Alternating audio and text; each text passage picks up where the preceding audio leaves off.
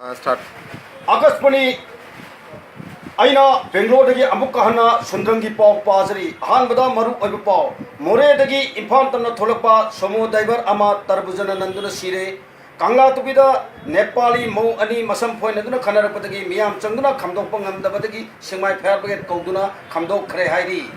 Manipur ki akoi beda drive chatabada ritin da toilet toramba kitchen da sak thulamba phamung da tumna mamioi khara phagat ngamle hairi Nong singi phibam phalak tabadagi glass kap tara lok khubda laikan nabang ngamdana sire makha tana asina thoktana ba ngayon misingi oiba GC ama sem kare hairi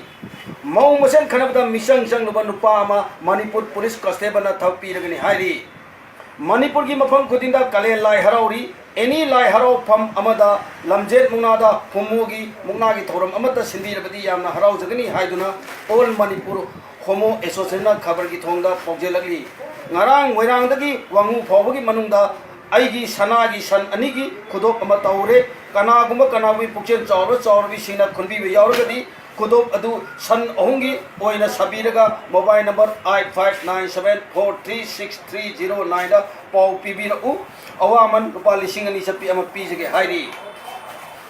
Mamangda negro lupa amaga tumin naramba laisabi ama hospital da laikan nagari hairi akupa maron makata na khangri huisa bada Manipur na first tare Nagaland na second aduga Mizoram na third tare amadana Facebook account hanganu panopi singda warning tokre zero laduna makata na hairi upload tobada yugi bottle amata thagalpa yaroi hairi once women's day numitta homo singsara helagani hairi Restricted holiday, general holiday, haibidi shuti leiba numitta attendance star present palamba oja home suspend tawkre. Nungaiba pawmana panduna lemba thabak sing thabak oina pangthok lagani hairi thabak sing adudi kaisam thongda ok yumpham ahum hengal lagani lilongda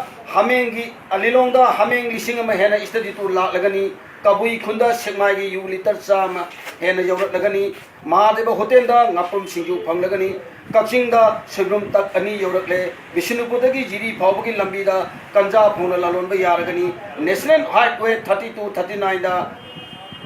bara piraga gari tomba yaragani paisa paiba mina flight tomba da athingba leiraroi Kije chakchalu da laisabi da minute manga munna yengbagi ayaba thamkhre aduga nungaitaba athingba leikhaba pawsingna Mitik parikha da mangarak fail oiba nupi nupa amata yum panba yaroi dori Laisabi oina angang unabadi mayum panba punsigi oina yaroi hairi mathangda object bogendagi sanabagi paw moirangdagi tinpati sanaroi mari Manipur ki oina selection tawrade maming sing adudi khangri football tournament amada sungai heitaba nupa amada best player gi mana pi khre akhoi pawmina matau garamna heitaba mi duda mana pi ribna haina Organizing committee da hankal lubada organizing committee ki chairman aduna asuna hairaki tournament aduda sanade ball adu nupa masa adugini mango the best player pi drabadi bondu puraga satkini aduna tournament adu kaigini haiduna mango the best player pi ne hairi aroi bada maru oibe paw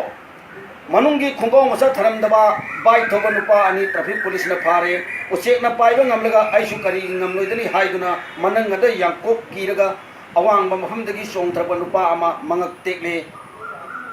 jiri lambida nong na lambi nikhaibadagi imphal joragaduba yongchak maru lising manga hena none da panduna leire paw loijre